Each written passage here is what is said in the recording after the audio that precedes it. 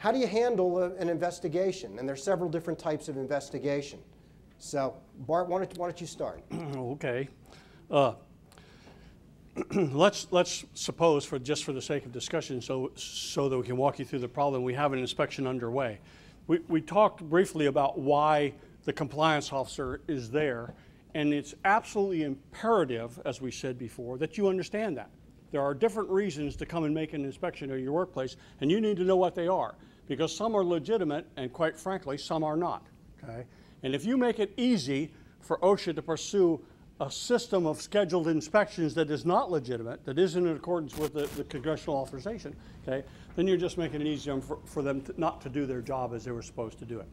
If they say, in construction, if they say we're here on a general scheduled inspection of a steel erection job, I can tell you 99.99% of the time that's a load, okay, because it is impossible. I mean, I did this for a long, long time. It's impossible to schedule inspections of steel operations job. I don't know where you get the list from.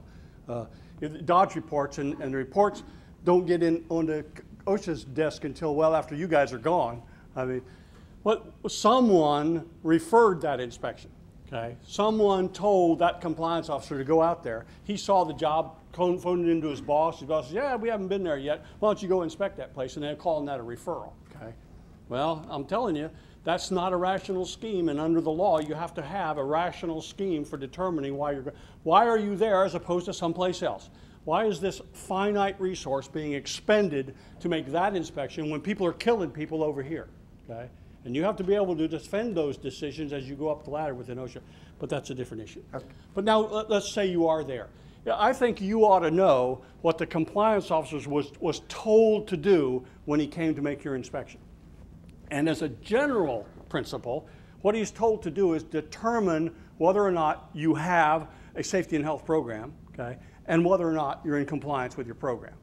And incidentally, does your program include at least the minimum standards under the law, in this case, subpart M, or for regular construction and R for steel erection, okay?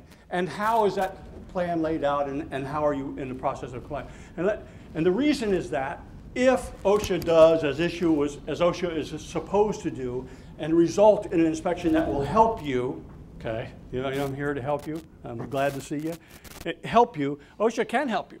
OSHA can help you redirect your resources in order to accomplish things that really need to be done in their interpretation. OSHA needs to determine what is wrong and why. Let's give you an example of overall OSHA policy. I used to train OSHA compliance officers up at the Institute in Des Plaines. And here's an example. You go into a warehouse and you're walking along and you find boxes in the aisleway and they're not behind the yellow lines. You find boxes stored up past the sprinkler heads so that if they went off, the water wouldn't go anywhere. You find doors. Here's a good one. The emergency exits in the back are chained up because people have been going in and out of the back of the. And so the OSHA compliance officer compels the employer to correct those conditions by citation or whatever, and you do, and you dutifully go about correcting those conditions, okay? And you've eliminated those instances of non-compliance. I will ask the compliance officer, in his opinion, did you correct the problem? And he has to come up with an answer. Because you did. Did you? Did you correct the problem? What's the problem here? What's wrong that allows those conditions to exist? If you fix them, what's to say a week later if I come back again, that door's not going to be chained shut again? And the problem is, those are symptoms of your problem. Your problem is you don't have a program. You don't manage safety where you work like you're supposed to, like you manage other programs. You manage time and attendance and accounts receivable. You need to manage OSHA, okay? And I'm going to ask that compliance officer when he comes back from that inspection whether or not, in his opinion, that was going on. I bet you didn't know that that happens. I mean, I bet you didn't know that in summary, after finding each of these instances of noncompliance, he's going to have to make some kind of summary determination about whether or not you have a program and whether or not it's effective. Okay? But he's not supposed, under the law, to overlook violations. No. Oh, absolutely not. Okay? So now that's where my job comes in, because I make sure that if part of my training program for the field people, I say, look, if an OSHA inspector is on the job, that's not the time to do the most difficult lift, that you have on the project. Okay, I tell people when OSHA comes on the job site, that's when you have people laying out, putting bolts together, preparing for the next day's activities. I don't want people climbing all over steel because, Bart, if they see it, they have to cite it, right? Yes. Okay, and why would you take the chance, okay, that remember, people are born with free will. Why are you going to take the chance that you got a wise guy who thinks there's nothing funnier than to jump across from one point to the other without being tied off because there's an OSHA inspector on the job, or a guy who decides he's going to climb up on the rails of the aerial lift because he thinks it's funny, okay?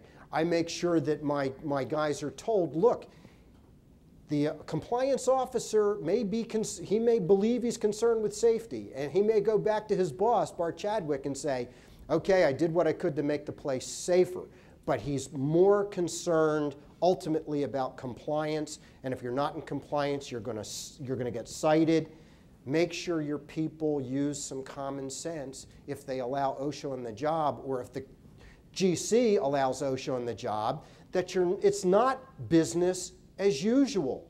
You shouldn't be doing the kind of stuff that can get you fall protection citations and other things like that. The truth is that what you show him when he's there is quite likely stuff he's already seen. It is not illegal, by the way, to sit outside of your job on the street in a car with a video camera and watch you for an hour and a half. And believe it or not, or maybe some of you know, I know you believe it, that's happening all the time. If a compliance officer is sent to make an inspection of your steel erection job, I can almost guarantee you the first thing he's going to do is stop outside the job and sit there and watch a while. He's going to look at the equipment. I mean, there's always dead giveaways about what he's likely to find once he gets in there just by looking at the state of maintenance and the equipment and how people are done. Or do you have a good laydown area? Have you got access for the crane? All those things you can see from right outside the gate. You don't even have to go inside. And he'll start making a few notes about those things. By the time he gets in there, if you're going to start directing your people to do things they don't normally do, you're dead. I mean, your history, you're toast, because he's pretty much got you already. The time to have issued those directions, the time to have implemented programs that aren't going to get you cited is long before the OSHA guy got there. And if you're not doing that, you are vulnerable, and it's not his fault. I mean, it really isn't the compliance officer's fault. I understand, and the fact that they're sneaky, I mean, the fact that the fact that they're out there filming and doing that, I understand that, because the way the law is set up, it's adversarial. So what the compliance officer is doing, he's engaged in information gathering.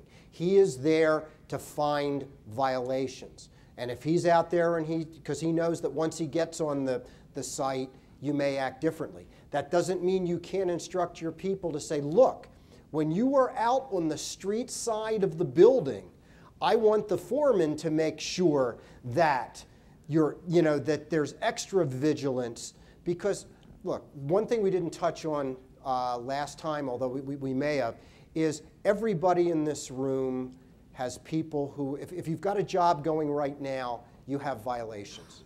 There are some that you just can't help. Some of them are just technical kind of violations. Some of them may be actually really horrible violations. I'll just reinforce your point. I am considered by some to be an expert on OSHA, and I will tell you there is not a single construction job anywhere, okay, that you can complete without violating the regulations. And I don't work for OSHA anymore, so I can get away with saying that, but that's a fact. And if I sit there long enough and watch you long enough, you're going to break a few rules. No matter how hard you try. And we got some guys who try really, really hard. I am so proud of them. I just love them to death. I mean, they're doing such a good job. And even those guys, from time to time, have got problems. So, I'm sorry. Right. So, but that is a problem. That's why it's an adversarial relationship, and you have to keep that in mind at all times, so that if those of you who weren't in the room last time, Bart and I did agree that OSHA compliance officers are not trained to respond positively to kindness. Okay, that they're not, they're human, of course, but acting kind and over-cooperative is not necessarily going to have the desired effect.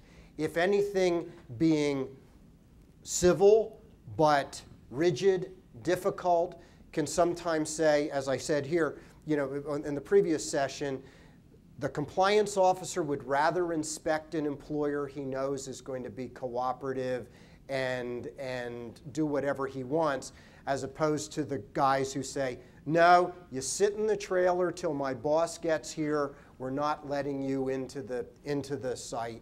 You just sit there. And then when the guy arrives, he asks him what he's there for. I actually have a client who's a general contractor. I don't represent many general contractors, but this one requires a warrant in almost every situation. And we have never, ever had OSHA or MOSH come back with a warrant.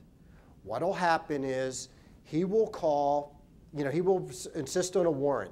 They'll go back and say, so-and-so's insisted on a warrant. Okay, they know by now who the lawyer is. They contact me and they say, Frank, can we inspect? And I said, do we really need a warrant? I said, well, why are you there? I say, blah, blah, blah, blah, blah. I said, that's BS. Why are you really there? Okay, because we want to look at this. Okay, you want to look at that? We'll arrange for you Wednesday, 1 o'clock. You come out and you can look at that condition and that's it. All right? And typically we get away with it because we're tough. They don't hit us harder. If they see something, they're not going to cut us a break. We have to disagree a little. You don't expect to get away with that. What? That may be with the state people at OSHA and some other state people, but OSHA cannot allow, federal OSHA will not allow that kind of precedent to be set. We will pursue that as far as we have to, including the appellate court, through the district magistrate, to gain entry if we believe that inspection needs to be made. And there's a real definition. Sometimes it really didn't need to be made. Somebody made a decision that ought to be inspected, and when you re-examine it, when you're called to re-examine that by this confrontation, you may decide it really doesn't need to be made. I've never in a federal case let it get to that point. Yeah, and you shouldn't. I mean, it really shouldn't have to go that a lot of times I've put 2 or 3 days between the initial inspection. And look, construction sites are tough, but construction sites, because they're high visibility, but your shop is like your castle. Places enclosed by 4 walls and a fence and all of that, that's like your home. And you don't, look, if you're smoking marijuana and you're keeping dope in your house and a cop comes to the door and he wants to walk in and inspect the house and you know you got dope in the house, you say no. Okay? If somebody comes to if somebody comes to your place of business and you know that you've taken the guard off the press brake because the guard prevents you from doing a particular thing, okay, you don't have to let the guy in. You don't have to, you can insist on a warrant, and when he comes back and the press brake is properly guarded, there's nothing wrong with that. You can't legally lie to him if he says, I have a report that the press brake wasn't guarded. Did you just put it on? I can't counsel you to lie to him, but a lot of times they won't ask that question. Here's trouble, John. Okay. 9 times out of 10, it's been our experience that OSHA is going to come visit the general contractor. The general contractor is going to open the doors to the job site to OSHA. So many times we find out that, hey, OSHA's on their way, or they're already on site, or they just drove up, and better get ready. What have your employees been told there to say to OSHA? Nothing. I don't want to make Frank's point here, but 99% of the time, OSHA is there to perform a specific mission. They're on a complaint investigation, they're on a fatality investigation. There are very few general scheduled inspections on construction sites. It happens, and there are almost no general and scheduled inspections of steel erectors, because OSHA doesn't even know where to find them. We were saying in the other room, the only way I know how to find a steel erector job is I look for one of Bucky's blue cranes sticking up in the air, Lamson or one. If I see a crane boom up, there's a pretty good chance there's construction going on there. Well, you're not supposed to know that, but that's literally the case. If the guy comes and knocks on your door, you need to find out why he's there. But he's knocking on the GC's door, not my door. He doesn't have. The GC opens the job site to it. You need to come to an understanding with the general contractor about your responsibility and his with regard to OSHA inspections should they occur. You can do that. God knows he's got you 35 pages of conditions you got to comply with when you sign that contract. Make sure you're covered too. I used to get these contracts in my offices. Can they do this to me? And the general contractor said, if I get a citation because of something you do, you're going to pay my penalty. Did you ever see that? And then people say, can they do this? And I said, I don't think you can do whatever they'll do whatever you let them. I said, my advice to you is take a big black felt tip marker and mark that out. Because as far as OSHA is concerned, that has no valid, that's no valid. Yeah, the indemnity stuff in your contract is a big problem. But if you don't have an indemnity provision, you can say to a general contractor who's not being cooperative and is trying to bend over backwards to kiss OSHA's behind, is say, here's the deal. If I get cited for anything because you've let him in, not only am I going to admit to it, I'm going to tell him that you directed us to do that. All right? So what do you think? That's pretty slick. I like that. That's all right. One other thing you need to know about this compliance officer when he's there is when he gets back to the office, okay, his boss, the supervisor, is going to want to know the answer to some specific questions. So when it sounds like, we'll stop right there and let me tell you something that's absolutely true. When I was with OSHA, the most consistent complaint I used to get was, your guy was here, he wasted my time, he didn't know what the hell he was doing, didn't even understand his own regulations. I wasted a whole day with this guy and accomplished nothing, okay? And I used to try to fend off that complaint when I was with OSHA. I was out of OSHA like 10 years ago, opened my own company, a home building company. OSHA come and inspected me a couple of times. You know what I found? The guy wasted my time. He didn't know what the hell he was doing. It's very true. I mean, it really is true. But one of the things he's going to ask you that may appear to make him look stupid is why. He's going to keep saying why. The incident, he's standing on the railing of the JLG, of the scissors lift, and he knows he's not supposed to do it. And you see that's a violation, and you understand it's a violation, but he wants to know why. Why? And why does he need to know that? Because if he's going to recommend to you some kind of corrective action, he needs to know whether it was sheer ignorance. Did he do this because he honest to God didn't know he was supposed to do it? There are some folks out there who are that ignorant. You know, in a home building where I work, we're hiring them every day. And they constitute the majority of the people I have to work with. Okay, and I have to teach them and train them and educate. But if the fact is he did that because he really legitimately didn't know he was not supposed to do that, what's the remedy for that? Sure, teach him, training, education, sit him down, teach him not to do it. But suppose he knew he wasn't supposed to do it and did it anyway. Okay, I want my compliance officer to at least try to answer that question when he comes back to the office. Why did he do this? Did you talk to his supervisor? Did you talk to him? Okay. What's the correct answer to how long has this condition been this way? Well, that's a good question. This is the correct answer. Everybody get that? You are completely within your rights to instruct your employees to say to a compliance officer, I am not authorized to speak for the company. Okay? I am not. Okay? If you want to talk about what this company does and why they do it, you'll have to go talk to the general superintendent or the foreman or Joe Smith or give a specific name. I'm afraid I'm not authorized. And while you can't tell an employee that he's not allowed to talk to an OSHA inspector, you can tell him that you would prefer that he not. Right. That's not going to stop him, but he'll right. try. You can tell an employee, right, it's not going to stop him. If it's a fatality investigation, it's something very, very important that we need to get to the bottom of and need to do it in a hurry. We'll even find those employees off-site if we have to and interview them. We'll go to their house. Okay? I mean, that's how Right. how never far let you'll go. OSHA interview somebody that unless you've had a chance to talk to them first. The problem with the fatality investigation, and Bart, I'm looking for advice on this too, is that the cops do have the police power to keep people in and out of the construction site. They do have the right to hold them, and by the time I get a court order telling them to release them or allow people to come in, they've already had the employees in a construction trailer, kept the people out that they don't want, and allowed OSHA to come in and talk to them. It doesn't happen very often, but there's a general rule called unattended death. If someone dies, someone has to investigate that. If it's an automobile accident out there on the highway, it'll be the state police. If it appears to be a crime, the 7-Eleven store, and the person behind the counter got shot, it ought to be the police. But that's also an employment situation. You know, someone has to do an investigation, and so the police will get together with the investigators, whether they be FRA for the railroad, or FAA, or OSHA, or whoever it happens to be, and we'll determine who the principal investigator should be and who's going to write the report. So it might happen that you get interviewed in the event of a catastrophic accident by any number of people who either do or don't have the authority to do that. And things are so bewildering when that happens. I mean, I've investigated hundreds of fatalities in my 37 years. And I tell you, most often, the guy you really need to talk to, the foreman, the superintendent, the first guy on the line, he's in his truck just crying.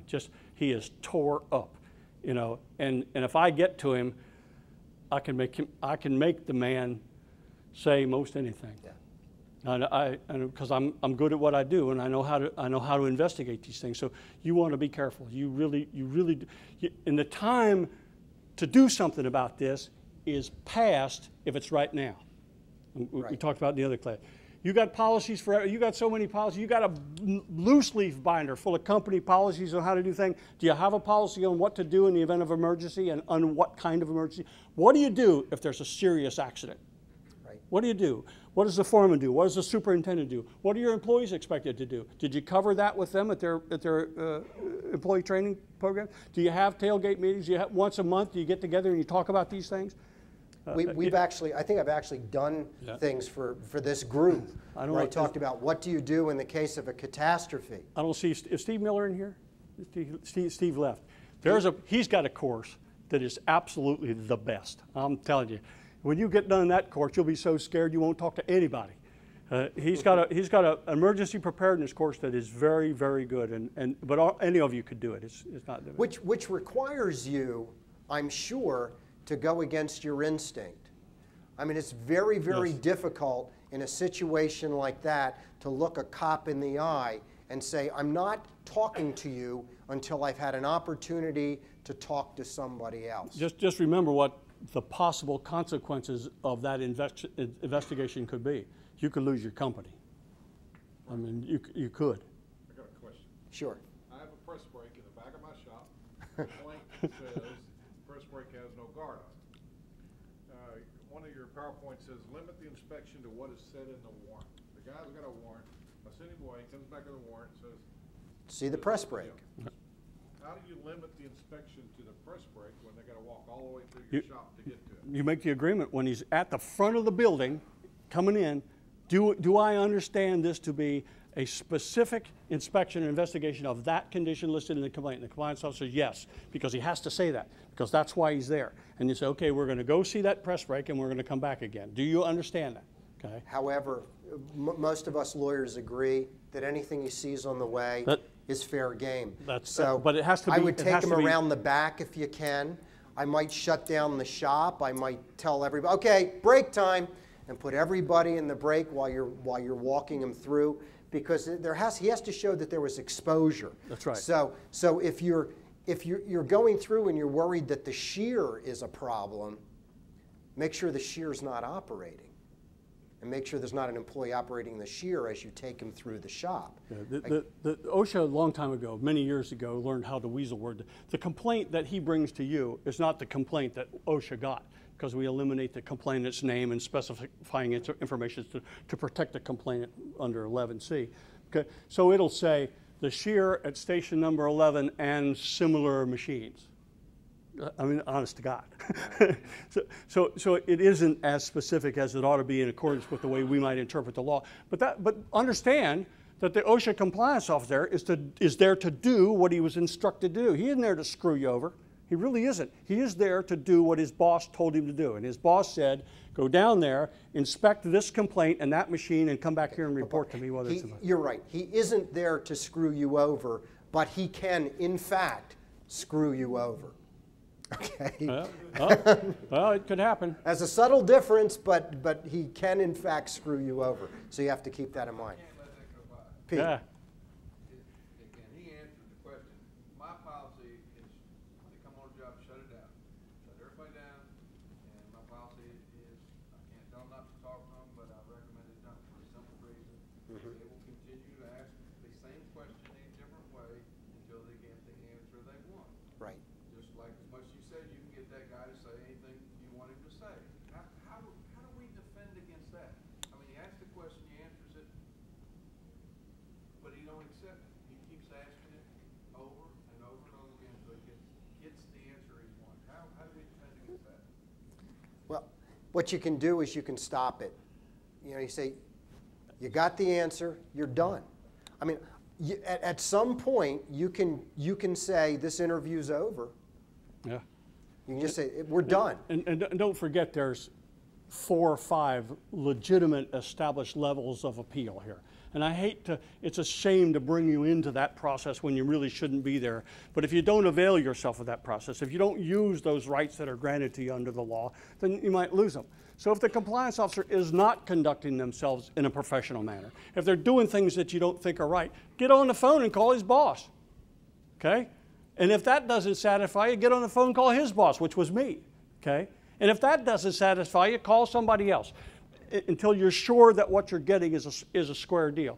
That compliance officer gets evaluated every quarter, every 3 months, and that determines how much pay the guy's going to make, whether you believe it or not. That's the truth. And so does his boss, and so did his boss. And if enough people say, this isn't being done right, I'm being taken advantage of, I don't like the way I'm being treated here, that gets reflected in those evaluations, and that guy's put on a performance improvement plan, and those things are changed. Right. And I would rather you just throw the guy off. Be careful. Yeah, okay. You know, I would much rather say, well, when I say throw, we're done. If you don't have a warrant, you can get out. We're not done. We're going to ignore you. You're done. You call somebody's boss. I've done that on occasion. And before you call somebody's boss, I think calling somebody's boss, you're making an enemy. All right. Well, he's already an enemy at that point. Right. I mean, But I think you you're already making an got a enemy. problem You need may to deal raise with. it to a different level. If you can handle it without calling his boss, that's the way I prefer. One quick question, talking about judging or reviewing a performance of a compliance officer. In the past 5 years, we have been cited 3 times and had those citations removed because we've won the argument. Is that a performance reflection on the compliance officer? Let me suggest to you, John, and I do not work for OSHA anymore, and I do not speak for OSHA, but let me tell you that that is going to change real soon. The political climate that's existed for the last 8 years, and I didn't pick that 8-year number at random here, but for the last 8 years, has allowed us how those kind of adjustments can be made within the system. Okay, we don't want to fight with you. We really don't. Did you fix what was wrong? Yeah. Okay, then let's you and I see if we can't come together in some kind of reasonable solution to this. That goes on at the informal conference. That goes on at the pretrial settlement. That goes on at the settlement conferences. Okay, that's going to change. I hate to make it clear to you. Okay, let me tell and Frank Bart, was at a meeting the other day. I agree with Bart that the last 8 years have been slightly better for employers, but it hasn't been as good as the current people think it was.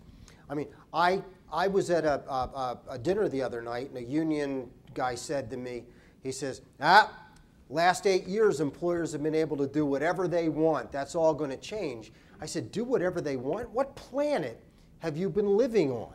I said, there's still the government, there's still Republicans, and Republicans still hold out hope that they can get Democratic votes and union support and stuff like that. So the Republicans aren't pure. They're politicians, for God's sake. Okay, so it's been better, but what you're dealing with now is Hilda Solis, the new Secretary of Labor, is saying, you had it great under the Bush administration. You've had 8 years of free rides, free, get out of jail free, which you know isn't the case, but that's their incentive now, that we're going to go in and we're going to do the opposite of what they perceived has happened. So it's going to go from anything you want to nothing you want. And I think that the enforcement is going to be more and more difficult. It's not all bad. One of the things that's likely or will necessarily result from this is that finite resource, those few compliance officers, and there are very few. Right. You know, the chances of you getting inspected really are quite remote. But they are going to now be more clearly directed in their activity. If you are essentially a good employer and you got no problems, there is even less likelihood, in my opinion, in the coming years that you're going to have to be subject to a citation. The OSHA, the boss, the area directors, and they're going to be required now to come up with a much better rationale for what they do, okay? Because the guys that are looking over their shoulder now are organized labor and an administration that simply will not allow this finite resource to be wasted. You will do some stuff that's going to result in better workplaces, or we'll find somebody who will. Yeah. It's from that attitude to that one that we're talking about. Should we talk briefly about what they ought to be afraid of? Sure. Yes, sir. Are you seeing this tightening up be the same with state plans? A really good question, Eddie, because although they lag significantly behind, the fact is that the federal government gives the substantial portion of the operating funds that are needed to run that state program come from OSHA, okay? Probably half or more of that money. If OSHA determines that you're not with the program, if you're a MOSH, the state program, or Cal OSHA, for God's sake, yeah. I mean, if you ever worked in California, and OSHA, federal OSHA, who monitors and evaluates that program, makes the summary determination that you're not in step with what's going on, that money will start to dry up, okay? So it'll take a while, but yeah, they're going to have to change a lot of what they do. Not all of what they do. Some of them have their own personalities and they're damn glad of it, and they're not going to change. And quite frankly, if you require me to change, you can take this program back. I mean, there are a couple of states that I like those guys. We got one up in Wyoming, Utah. That's exactly the way they used to talk to me. But Maryland and Virginia, yeah. Maryland and Virginia, the current MOSH, assistant commissioner, or actually the current Commissioner of Labor and Industry is Ron DeJulius. He was president of the local operating engineers. And Maryland has come up with its own crane standard recently. Now, do you think Ron DeJulius thinks he knows more about cranes, being an operating engineer, than anybody else on the planet? You bet. So I think there's going to be, in Maryland for sure, more stringent crane standards. Which is acceptable under the agreement. Well, more effective. Yes, well, good. It doesn't have to be the same as. It just has to result in more effective enforcement. And not be a burden on interstate commerce. Right. Now, no lawyer has really attacked that, but they've interpreted it to mean that states can be harsher than the feds. I think you're going to see more of that. Already in steel erection, for all your hard work, Bart, Maryland, Virginia, didn't adopt the SENRAC. That's right. And there are several other states that haven't. But we're working on it. I mean, it's being worked on. Okay. For those of you who weren't in the first session, how many of you weren't in the session next door? A lot of you. Just what he's saying is, I was the OSHA person. I was the Department of Labor person that represented the government in SENRAC and the negotiated rulemaking that resulted in Subpart R 15 years ago or whenever it was. And I was the one who took most of the heat for what people perceived to be a bad standard. And there was a lot of people, a lot of safety zealots, a lot of safety and health professionals out there who called me up and screamed at me over the phone, "You mean you sat there and allowed them to promulgate a standard which would let people work at 15 feet above the ground without fall protection?" I can't tell you how many nasty emails and phone calls. And I said yes. Yep, that was me.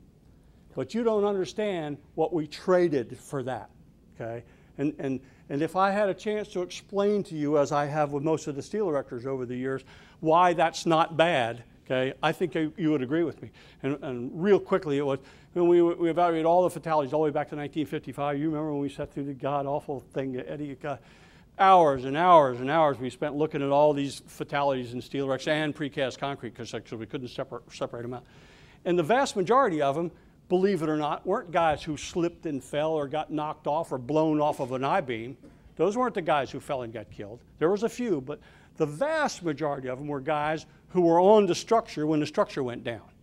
bridge builders, and we had hundreds of accidents where that's what happened. And usually it was the initial floor, and you're usually doing the box in the first bay, and and the problem was compounded by the fact that here we were telling guys to tie themselves to that structure. Okay, you think I didn't have trouble talking to some long-term steel erectors about that? Because I really did. So the standard, as you know now, if you've read it, okay, weighs very heavily on making sure that the structure is as sound as we can get it during the construction process. 4 bolts in a column, double connections at the columns, all those things that we know were causing that structure to fall and take you down with it have been addressed in the standard, and now I'm not afraid to say, yeah, you ought to tie to it. You really should.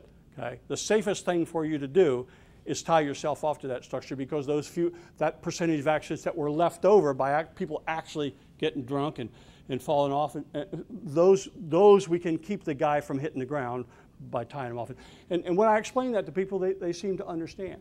The fact is, okay, the guys who are really into compliance with Subpart R, okay, the CSAC guys out in Colorado where I come from, and a few of you guys, they're not even worried about 15 feet anymore. It's down to 6, okay? And for good reason. You know why? Because they found out how to do it. And they can do it. God, it's expensive. Oh, it's tough. It is. My heart goes out to you. I know how difficult it is. How much money, how much time, how much training is involved. How many of those how many of those conversations you got to have with that old timer who looks you right in the face and says, "I am not going to do it. You're not putting, excuse me, Eddie. You're not putting that harness on me. Okay. This is the way I've been doing it all my life, and this is the way I'm going to keep on doing it. Okay. What are you going to do with that guy? I'm telling you, he's got to go. Change your people or change your people. You got to bite that bullet, and if I could help you, I would, and there are people here who can help you, okay? But the time has come. Let's talk a little bit about what they ought to be afraid of, okay? Okay. I was just going to say something, probably. Go ahead. That's okay. Go ahead. No, go ahead. Don't be afraid of OSHA. Okay? OSHA can get you, and OSHA is going to get you worse than you've been gotten in a long time the way the changes are coming down the pike. If you get inspected, it's going to be a different kind of inspection than you got before. Okay? As far as I'm concerned, any steel erector who is not in full compliance with at least the fall protection provisions of Subpart R is willfully in violation of the standard.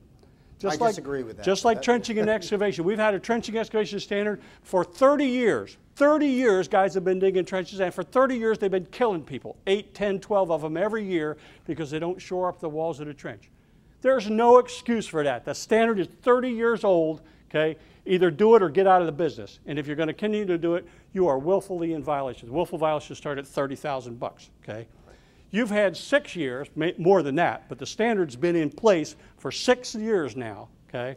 If you're continuing to ignore it, if you simply will not implement a program to protect those people, as far as I'm concerned, and maybe as far as the new administration is concerned, you are willfully in violation. Right. That's going to be the problem. And that was the point I was going to make about saying how expensive 6-foot fall protection, you know, can be. What happens is these are very, very tough questions. And the people who are going to be involved in enforcing OSHA are not going to be concerned about the cost of things. But let me give you a really, let's go to philosophy for a second, okay? Is it worth $500,000 or $1 million to keep a premature baby alive who is never going to function at any greater than, say, a 60 IQ and probably won't live to be more than 2 or 3 years old, okay? If that money is taken away from vaccinating or giving health care or whatever to relatively healthy kids who have a chance of growing. If there's anybody in this room who's had a baby born like that, I apologize because I don't know what the right answer is. But I think that the cost and of doing something has to be a factor. I don't think it's going to be a factor under this administration what the cost is going to be. But I understand that that is what you have to take into account to be perfectly, to be perfect. Nobody is perfect. And you've got limited resources. And if you're not going to make a profit then there's no sense in doing it. I've always said that the way to make people operate safe is make it profitable. Okay, if OSHA can figure out a way to make it profitable for people to be safer, I think you guys would be safer. Because those guys who are the really good ones, who are in full compliance with Subpart R, they're making money. I defy you to show me any different, and I'll even give you the names. I got the list up. Okay, but I know that that's been one of the, since you mentioned the cost, that's been one of the issues. Either it's very, very difficult, or it's going to require more time, which affects profit, or it's going to require you to do other things. Okay. Okay? That's not going to get you anywhere under this administration. Let me do the one more thing I promised Chip that I would do. If you want to be scared of something, if I'm trying to scare you here, and I don't, but if you want to be really afraid of something, don't be afraid of OSHA. Be afraid of the way your industry is going with respect to the relative relationship between subcontractors, you, and general contractors. Things like CSEPs and ASEPs and these wrap-up programs for comp insurance are forcing general contractors now to be really, really particular about who they bring on their site. And it's going to get worse. As the jobs dry up, and it looks to me, given the money available, that there's going to be fewer jobs, it's going to be harder and harder to qualify. And one of the questions that invariably the Mortensons and the big guys that they will make you show is that you have an effective safety and health program and that you are in full compliance with Subpart R. And some of them, Corps of Engineers, some of these other guys, they don't even care what Subpart R says. Have you ever worked for the Corps? I mean, you got their rules. 6 feet. M applies to construction. You're in construction, you're going to be at 6 feet. Okay? And everybody knows now in this room that if this was hooked up to the internet, I could get your safety record up here, your OSHA citation record, like that. All right? Anybody. And people can check it, and you know, it doesn't matter. You have a serious citation or 4 serious citations. It doesn't matter if it's a scissor lift citation because a guy stepped up on a rail while he was tied off.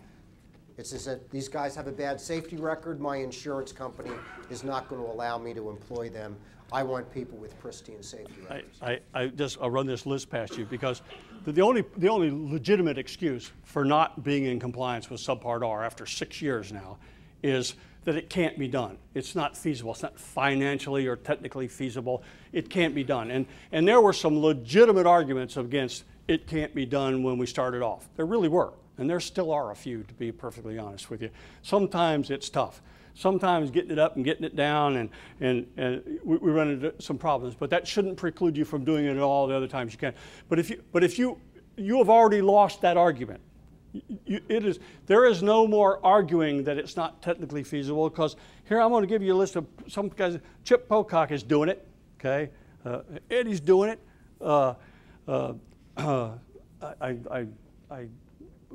I just love Doug.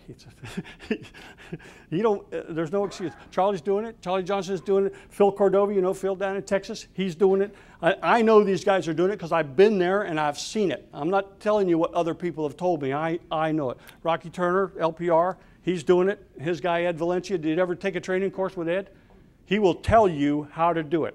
Okay. Gus Price, he's a union guy up in Colorado. He's doing it with Ridge Erection. Jan Anderson. There are people who can tell you how to. Steve Miller was in the other room with us. He'll tell you how to do it. You cannot use that excuse anymore. It won't. You might ultimately end up in front of a judge who will believe it, but the OSHA guy's not going to buy it anymore. And certainly the general contractor is not going to buy it. And under the multi-employer worksite provision that we talked about earlier, OSHA is going to resurrect this right they believe they have, not only to cite the exposing employer. You got a guy up on the steel with no fall protection, I'm going to give you a citation. But I'm also going to give one to Mortenson, your general contractor, for allowing that to happen. Whoa. Whoa. And then tomorrow, I'm going to go on your job. You're working for Mortenson and building a hotel somewhere, and I get the same violation. I'm going to give you one. So you got one, you got one. Mortenson's got 2, okay? And I'm going to come over on your job, and you're building an arena down in Miami, okay? And I find the same violation there. You get one, you get one. Mortenson's got 3. How long do you think that's going to go on? We're already up to about $1 million. okay? That's the multi-employer work, and it's been laying low for 8 years because some people consider it to be harsh. The new folks aren't going to think about it as harsh at all. Okay. Let me close by saying, and it was something we said earlier, you have to be prepared. Fate favors the prepared company. You have to have your field people, your supervisors, your employees, your managers, knowing what to do if there is in fact an OSHA inspection. If there's going to be this mindset that you're going to get cited and you're going to get cited and the general contractor is going to get cited, you must make sure that you are not making OSHA's case for you. In addition to being in compliance, make sure that your people know not to talk to them, say stupid things, to, like I said earlier, to be engaged in the kind of work that you know if somebody videotaped it long enough would find a citation. Work smart and be prepared. Yes. Well, I guess we got to take some questions, maybe. Yeah, questions? I would. If you have when complaints are issued to OSHA about a job site, and I mean hostile complaints, maybe it's a competitor, maybe it's a union versus a non-union job, Right. and they're repeatedly just beating on that company that got the job. Is there any way that you can, I mean, what can you do about that? They're hostile, they're sitting outside, they have cameras on the job site, 24/7, they're just waiting for something to happen. And like you said earlier, things are gonna happen. The law, the congressional authorization, the act defines very specifically what a complaint is, okay? Over the years, OSHA has liberalized that definition by quite a bit. But the fact is, it has to be by an employee or an employee representative, has to be in writing, a state with reasonable particularity, has to be signed, has to be current. There's a number of qualifiers to make that a legitimate complaint. If it meets all those qualifications, OSHA is compelled to investigate that complaint. There's a lot of different ways to do it, though. It doesn't always have to be sending a compliance officer out there. If the local area office is, and you're talking about situations that's going to waste a lot of OSHA resources, and there ain't a lot to waste, okay, that local area director is going to catch on pretty quick that something's going on here that's going to hurt him, that's going to waste his resources. And after the first investigation, we find that it isn't wholly substantiated by what's observed on site. Then they start picking up the telephone. Then we send phone and fax. I have information on my desk that suggests to me that these conditions exist at your workplace, okay? Do they? Tell me, let me know, call me back, send me something, because if you don't, I'm gonna come down there and find out for myself. Usually, okay, when it gets past about the second encounter, you're gonna end up talking to the area director. He's gonna know what the hell's going on. What's going on here? Right, okay. And you gotta hope that the area director isn't condoning. Well, he doesn't want this. He doesn't want this. It's not doing anything for him. Yes. Good.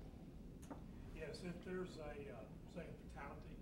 Yes. And several witnesses and the OSHA compliance officer comes out, maybe it's a day or two later, gathers those witnesses, maybe it's the same day. Is the employer entitled to have someone in the room with the person being interviewed? No. The way it works, if it's a supervisor, the answer is yes. If it's an employee, you don't have to provide the employee during work time to OSHA, but if you do, they can insist on private interviews.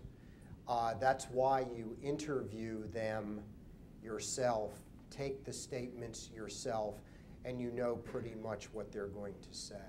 I can't stress enough, the time to have made the decision about your company policy is before this. Right. You should be doing it now. There should be a provision in your plan, in your company policy and programs that addresses emergency situations and what to do. You can tell your employees, even union employees, you could tell your employees, listen, if the OSHA guy comes and talks to you, here's what you tell him. I am not authorized to speak for the company. I am not, okay? I'm sorry, you'll have to go to my general superintendent or the foreman or somebody. And the OSHA guy will say, well, I don't care about the company. I want to know what you saw and what you did. You say, I work for this company, okay, and I am not authorized to speak for the company. If your guys want to say that, sometimes they don't. Sometimes your guys want to, and sometimes it's, I've investigated so many hundreds of fatalities in my 37 years, and it's never what you think it's going to be after a fatality. I mean, it's bad times. It's people crying and. I had a fatality that I was convinced was a murder. I didn't know, couldn't prove it. There was no reason for it, but we still had to go through a lot of machinations. Finally, we won the case, but I mean, you just never know. You have a right to be worried about that. I'm a trained investigator. I trained investigators for a lot of years. I don't take much pride in the fact, but I can make most people say just about what I want them to under those kind of conditions. It's tough. It's really tough. You're saying the employee can be by himself, but if they ask if they tell the OSHA guy, yeah, but I want my supervisor to be here. Yes, that's okay. That's fine. That's okay. They can say, I don't want to be by myself. I want somebody with the company to be during the interview. Yes. But let's say the supervisor says, no, OSHA man, you can't talk to that employee, okay? OSHA man won't talk to that employee. Well, I'll just go find him at home. I'll get him off the job. If I need to have an interview from that guy, I will go and find him and I will interview him. Right. Okay? So the best thing for you to do is control that interview situation as much as you can. Okay? You got a lawyer, good time to have him. That's what OSHA guys are. I swear to God, it doesn't hurt a bit. Okay? Keep in mind why this investigation is being conducted. I keep saying this and nobody believes. I look over the face of nobody's out to screw you here. Where's those smiles like this? No, it really isn't. The OSHA guy has to find out what happened. That's why he's there. He's not doing his job unless he finds out what happened and why, and in conjunction with that, to try to determine what needs to be done to fix it again. And he's going to find out. He's going to keep asking questions until he's convinced that he knows. He's not there to hurt you, but he can hurt you. Like you say, when you go there and you already have something in your mind and you want the guy to answer what you want, Yeah. you're going to ask Yeah. him, and maybe you're going to find what you want to find. And that's a very poor, bad investigative technique because it always results in information that's of no use to anyone. But the truth is, sometimes it happens. Right. Anything else? I got one. Say you're on your GC, you have a utility contractor coming through, they're digging a ditch, they don't have it flagged off. The GC, they don't have a contract with GC or nothing like that. He has an accident. Were you gonna be investigated, or is that a willful on us, but knowing it's not flagged off, didn't say nothing about it? Did you all hear? Real quick, say that again. This time, see if you can talk English. Say you was on the job site. Your GC, you had a utility contractor come through your job site. The GC has no contract with him. We don't have nothing with him, nothing like that. He's not flagged off. He has an accident. Are we also, is that a willful with us, knowing that it wasn't flagged off with the GC or anything like that? Were your employees exposed? Well, of course, he's not flagged. Then you're subject to citation. Subject to citation. The time to have resolved that, is it reasonable to anticipate that something like might have happened on this job? Has it ever happened to you before? No. Well, where it's reasonable to anticipate that it might happen, you need to address that before it happens. You need to have some kind of a policy, or at least an understanding, a verbal understanding between you and the general contractor about who's going to do what. But the fact is, it doesn't matter who creates the condition. It doesn't matter. If your employees are exposed to it, and the likely result of that exposure is death or serious, you can get a citation. But then so can the creating employer. We're on this side working, and they're on this side. We're not actually exposed to it, but we're on this side. Well, if you're not exposed, you don't get a citation. Okay. Someone. Yeah, but then you get into the question of whether you had access. You were exposed sometime. Yeah. I strongly recommend, I'll repeat myself for the last time, deal with those issues before they become issues. If you think that something like that's likely to happen, sit down and have a talk about it. Boy, I tell you, I sit in, since I've retired, I consult for some people, and I sit on these pre-erection conferences and pre-construction conferences, and they're just stupid. They're really dumb. I mean, here's an opportunity to get some stuff straight. Here's an opportunity, and here, and 2 weeks later, boy, I wish we'd have talked about that. You know, oh man, I would like to sit down and make a list for you. You know, as a matter of fact, there are some guys who do that. You know, Barry Cole, he's got an excellent list. He's got an excellent system for exactly those kind of conferences to make sure that you deal with all those issues. You should have a procedure if you're complying, a procedure for dealing with someone else on the job site who may be exposing you and your people to violations. That's right. and up to and including stop working. Boy, We have a procedure for it. We oh, have our- okay. we tell them Well then, Okay. citations we write down. good for Got you. One more question. Is someone else using this room next? This is your break time. One more question. Who wants it? Who wants it bad enough? Okay. Like we was talking about on the break earlier, about, putting the blame where it belongs. A lot of fabricators, architects and engineers. Yeah. They check these drawings Yeah. and they let it bypass. Yep. And I tell you that OSHA has flat dropped the ball. Of all the things, and you know, I'm out of OSHA 10 years, and I find a lot of criticism. I know OSHA as good as anybody, and there's a lot of things I'm not happy about with what's going on there. But clearly one of the things I am least happy about is we had an opportunity to make sure that these ancillary groups fulfilled their obligation under the law, and particularly under R. Okay? Engineers, we got a bunch of engineers here. I get so frustrated with these people. We tell them over and over and over again, this is what you have to, here's your responsibility under R. Don't you understand? And they say, up yours. Because I can't issue citations to them. They don't have any exposed employees. And fabricators, just some of them just as bad. Just they send out, I say 4 bolts in a column, standard says 4 bolts in a column. Okay, God damn it, here's 4 bolts right in a row. Okay? You know, that's not what the standard says, and as we well know. And I go to the fabricator and I said, why would you do this? Okay. He says, well, it's up against a concrete form. You know, I had trouble getting 4 in here, and I only put them 4 in there because the standard says you got to have 4. It's clear that they're no better than 2 under those circumstances. Why would you do this? And he says, because I can get away with it, because nobody's going to tell me I can't. Boy, if I could get OSHA by the ears, that's one issue I would definitely have a chat with them about. The architects and engineers let them get by with it. And the fabricators, don't leave them out. You got any fabricators in here? You better go out and thank them. And I've had that situation. Yeah. And I went back to the engineer. I said, you've got a column that's got 2 anchor bolts that needs to have 4. Yeah. He said, well, if you're instructing me to put 4 anchor bolts in a column, I said, you're the engineer of record. You're supposed to put 4 anchor bolts in a column. We put 4 in there, but he was saying, it's your choice. Yeah, I absolutely, and that isn't an isolated case. I mean, this happens all the time, and we re-regulators, we safety people should have been dealing with this, and we've kind of let it slide, and I apologize to you for that, because that was one of the jobs I should have done and didn't. Thank you. Okay.